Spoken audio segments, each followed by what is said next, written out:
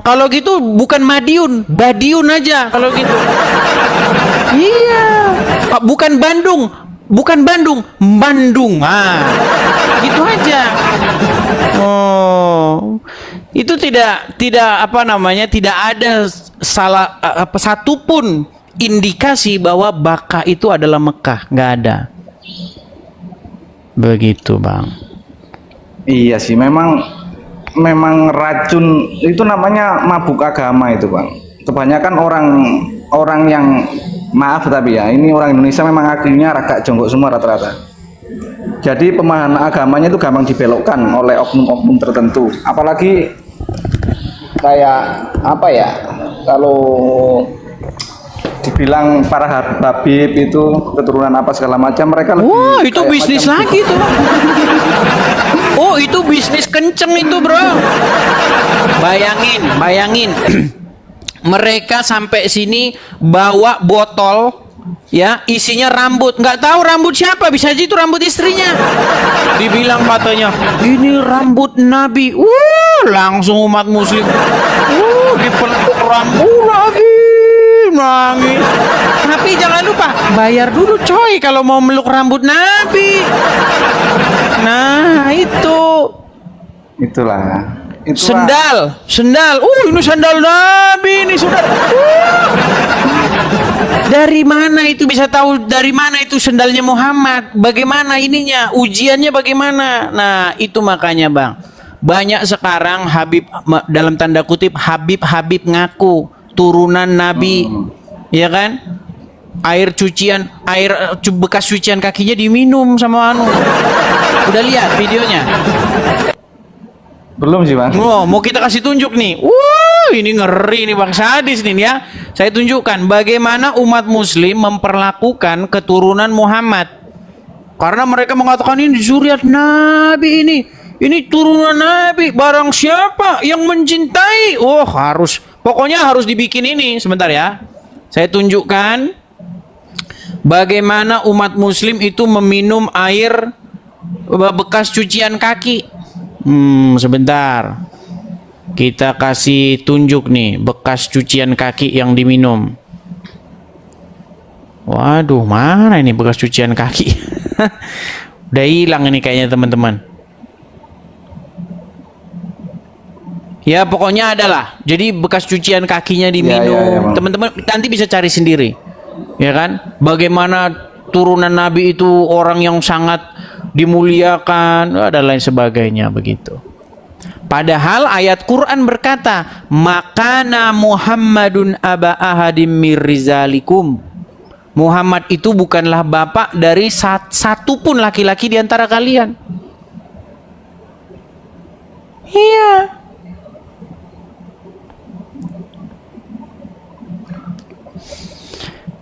Jadi mereka biasanya menegaskan ayat-ayat tentang kemuliaan Muhammad.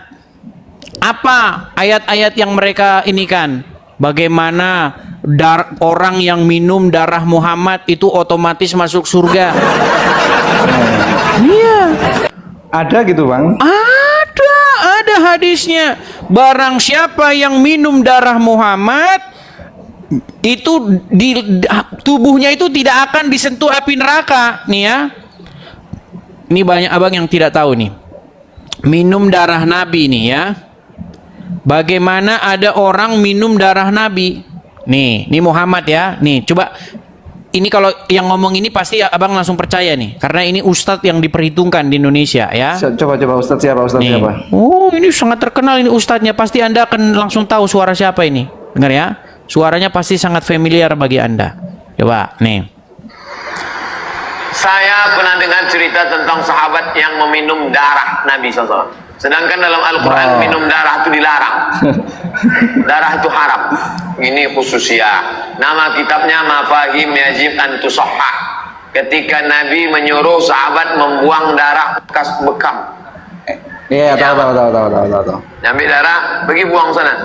Begitu dia ke belakang, bukan dibuang ya, diminum ya darah Nabi. Lalu dibilang, yang mana darah? Kau minum. Kata Nabi SAW, orang yang darahnya bercampur dengan darahku haram disentuh api neraka. Darah Nabi SAW Darah kawan antum jangan antum minum. Dracula. Lihat betapa standar gandanya di situ. Kalau orang minum darah Muhammad, tubuhnya haram disentuh api neraka. Tapi kalau Anda minum darah teman antum, antum Dracula. Loh, ini kan standar ganda sama. Muhammad manusia, teman antum manusia. Kalau Anda minum darah teman antum Dracula, kalau minum darah Muhammad bukan Dracula. Ini namanya standar Bang. ganda. Itu dongeng itu. Standar Dongeng. ganda. Dongeng itu, Bang. Artinya apa? Sebenarnya saya tahu gini loh. Di dalam Al-Qur'an itu dilarang mengkonsumsi darah. Ada Ya, ayatnya. betul. Janganlah kamu memakan bangkai, darah hewan yang tidak disembelih dengan menyebut asma Allah. Betul? Nah, kemudian menurut hadis tadi ada orang minum darahnya Muhammad secara sengaja. Ketika darah Muhammad diminum, seolah-olah Muhammad tidak peduli dengan ayat Al-Quran. Dia malah mengatakan, orang yang darahnya bercampur dengan darahku haram disentuh api neraka. Hadis ini saya teliti, Bang, saya teliti. Saya sampai pada satu muara apa? Ternyata memang hadis itu digunakan oleh para dalam tanda kutip turunan Muhammad. Supaya apa? Supaya mereka bisa cerita kepada muslim-muslim yang unyu-unyu. Lihat nih, ya, orang yang minum darahnya Nabi yang dikatakan haram mereka disentuh api neraka. Itulah kami, di dalam diri kami mengalir darah Nabi. Sebenarnya itu maksudnya, Bang. Supaya apa? Supaya keturunan-keturunan Muhammad ini dimuliakan. Gitu. Jadi sebenarnya, Bang, saya itu meneliti ajaran agama Islam itu sudah sangat mendalam, sangat dalam sekali saya teliti ajaran agama Islam itu. Di dalam agama Islam itu nggak terlalu dalam masalah itu semua, tapi logikaku ya bertanya itu Al-Quran atau Injil atau segala macamnya itu turunnya bagaimana sih? Atau turun berbentuk kalimat seperti itu, atau ucapan seorang rasul yang dicatat, atau gimana sih? Nah, ini pertanyaan yang bagus. Jadi tidak ada kitab yang jatuh dari langit, Bang. Nggak ada. Namanya kitab tuh ditulis oleh manusia. Seperti bagaimana Injil yang kalian pegang nih. Saya kan Kristen kan. Injil yang kalian pegang ini berisi bagaimana orang menuliskan peristiwa-peristiwa atau pengajaran-pengajaran yang dilakukan oleh Yesus. Makanya diberitahu kepada pembacanya. Ya kan? Pada zaman ini Herodes menjadi raja di Yudea. Kemudian Pilatus menjadi wali negeri. Kemudian Kaisar Agustus pada waktu itu kaisar. Ya, ini disebutkan semua wilayahnya di sini, tempatnya di sini. Berarti itu ungkapan Yesus yang dicatat atau gimana? Iya, pengajaran-pengajaran yang dilakukan Yesus dicatat oleh para saksi mata, kemudian diberitakan dan sampailah kepada kita. Itu makanya. Nah, tetapi kalau kita membaca Al-Quran, banyak umat Islam percaya Quran tuh jatuh dari langit katanya. Lu ada Quran yang orang Islam yang percaya bahwa Quran tuh buku jatuh dari langit itu ada. Jangan dibilang saya mengada-ngada, saudara-saudara ya. Nih. Mungkin itu oknum, Bang, oknum Islam. Tapi banyak, Bang, jangan salah nih. Ya, ini diskusi saya dengan dia nih. Namanya adalah Lina. Nih, perhatikan ya. Nih. Berarti Al-Quran itu jatuh dari langit? Iya, jatuh dari langit. Buset. Bukan ditulis manusia. Bukan manusia yang menulisnya. Ya, bukan ditulis manusia. Tidak masuk akal manusia boleh tulis. Saya mau tanya, saya serius saya mau tanya. Jatuhnya ketimpa kepala siapa? Berarti Al-Quran itu jatuh dari langit. Banyak, Bang, yang mengimani itu. Bahkan teman-teman saya masa kecil itu juga mengimani hal yang sama. Quran jatuh dari langit. Begitu. Iya. Padahal semua buku-buku, naskah-naskah keagamaan itu pasti ditulis oleh manusia, begitu. Dan Al-Quran itu Al-Quran itu menurut Al-Quran sendiri, ya, kalau kita baca Al-Quran dari Al-Fatihah sampai Anas, Al-Quran itu menjadi satu buku anonimus yang tidak diketahui penulisnya siapa. Iya. Di dalam Al-Quran, kalau kita baca Al-Quran dari Al-Fatihah sampai Anas, tidak akan kita temukan siapa penulis Al-Quran. Dari ayat yang pertama Al-Fatihah, Bismillahirrahmanirrahim, Alhamdulillahirabbil alamin, Ar-Rahmanirrahim, Maliki yaumiddin, dan seterusnya sampai waladolin. Gak ada. Kalau diartikan dengan menyebut nama Allah yang Maha Pengasih lagi Maha Penyayang, segala puji bagi Allah Tuhan semesta alam, dan seterusnya.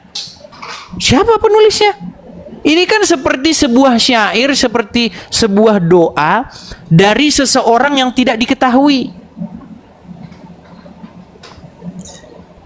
Iya, memang suatu saat itu akan terbongkar, Bang. Terbongkarnya dalam Al-Quran sendiri itu ada suatu hadis, kalau nggak salah itu apa hadisnya ya. Jadi Islam di akhir zaman, bahasanya di akhir zaman, iya, akan ditinggalkan. Bukan ditinggalkan, akan menjadi asing. 70 golongan atau berapa gitu. Tapi yang benar cuma satu. Iya. Jadi yang harus paham. Tahu nggak siapa satu golongan itu, Bang? Yang semua mengaku benar sih, repotnya gitu. Tapi tahu nggak siapa satu golongan itu? Yang di situ disebutkan itu apa namanya? Lupa Bang aku, Bang. Yang ada golongannya satu pokoknya. Golongan itu adalah yang murtad. Ini bahasa murtad ini apa ngambil dari Arab juga jadi? Bang, kan disebutkan bahwa Islam akan terpecah menjadi 73 golongan. Hanya satu saja yang masuk surga, yang lainnya masuk neraka, betul? Siapakah satu golongan itu? Menurut saya, satu golongan itu adalah orang yang meninggalkan agama Islam.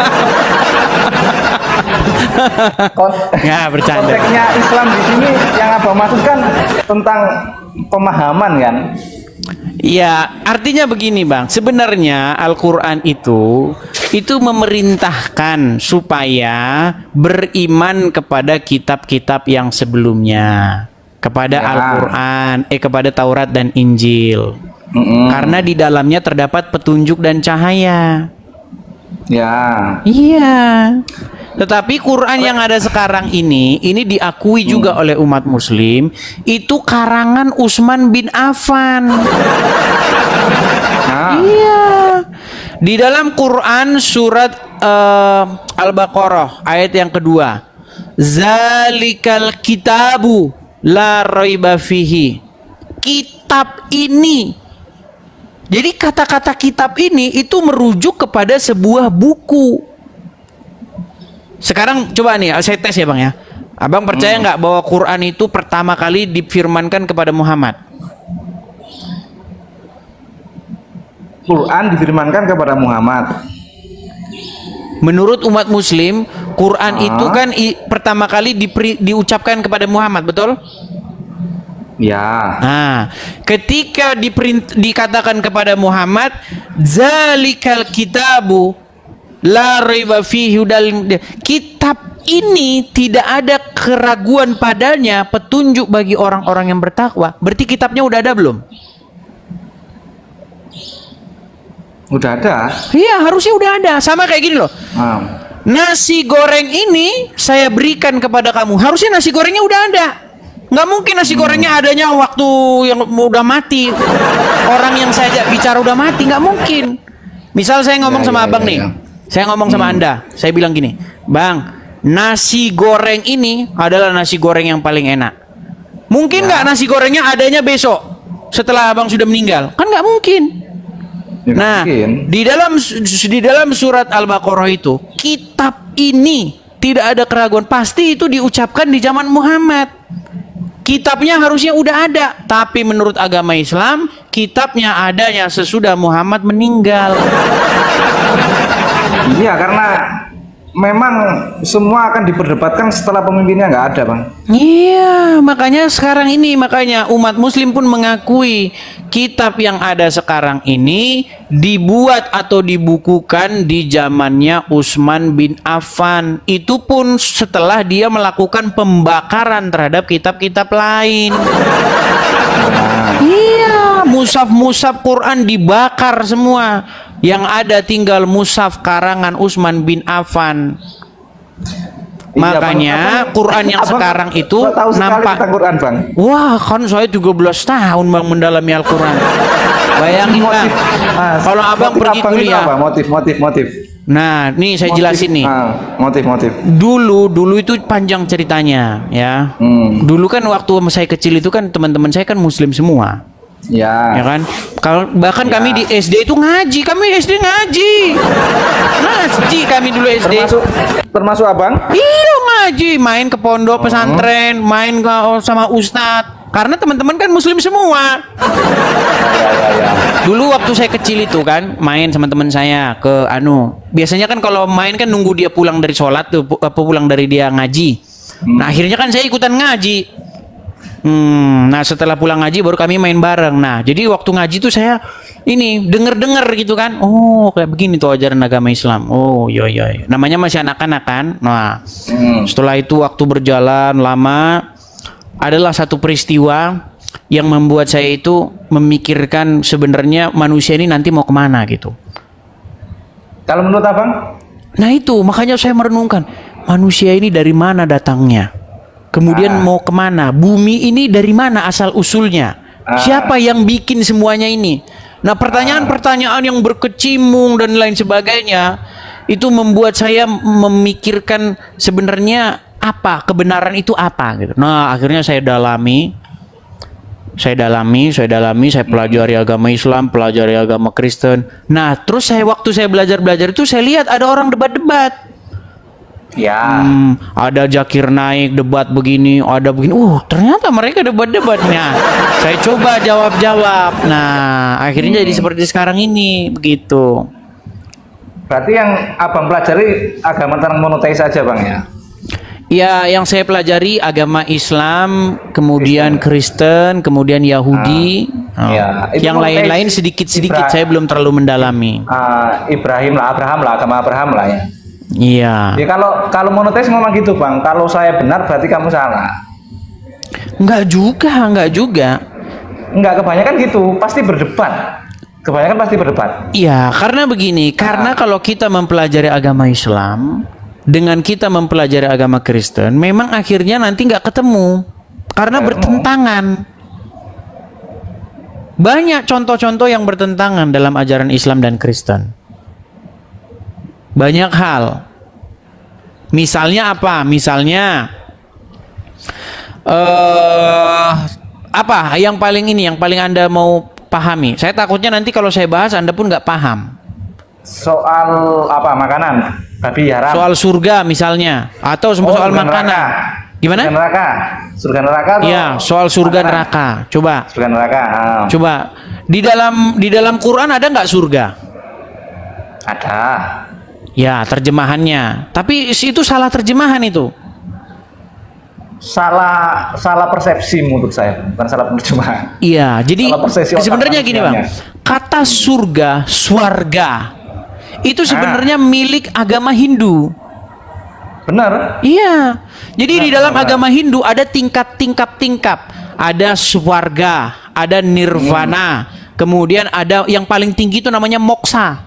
Itu yang paling tinggi. Ya, yang menyatu dengan alam itu. Iya, yang menyatu dengan Sang Pencipta itu moksa namanya. Moksa. Nah, di bawahnya moksa itu ada nirvana, ada swarga.